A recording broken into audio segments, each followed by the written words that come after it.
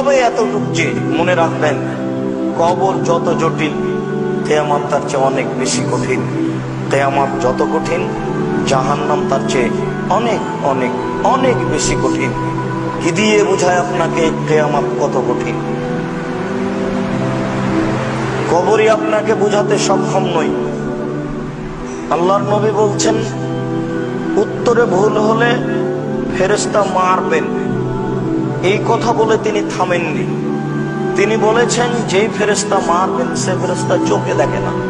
তার মানে কোথায় মারছেন তার জানা নেই। যে ফেরেশতা মারেন সে ফেরেশতা কানে শোনে না। তার মানে লোকটা কত জোরে চিৎকার করছে তার জানা নেই। তাহলে আপনাকে আমি বুঝাতে পারবো ব্যক্তি কেমন, কত জোরে মারবে।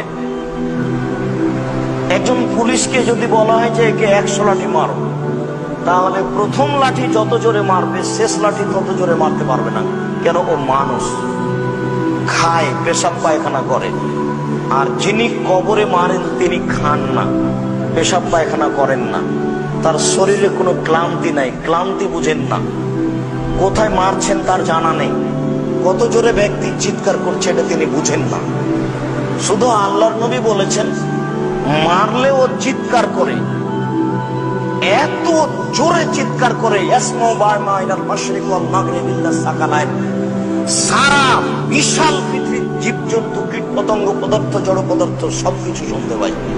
এই বিশাল পৃথিবীতে যত কিছু আছে, এখান থেকে 50,000 কোটি কিলোমিটার দূরে যে বস্তু আছে সেও শুনতে পাচ্ছে আপনার এই কবরের শাস্তি। আপনাকে বুঝাতে পারবো কবর কত জটিল। কবর যত কঠিন, কিয়ামত তার চেয়ে অনেক বেশি কঠিন।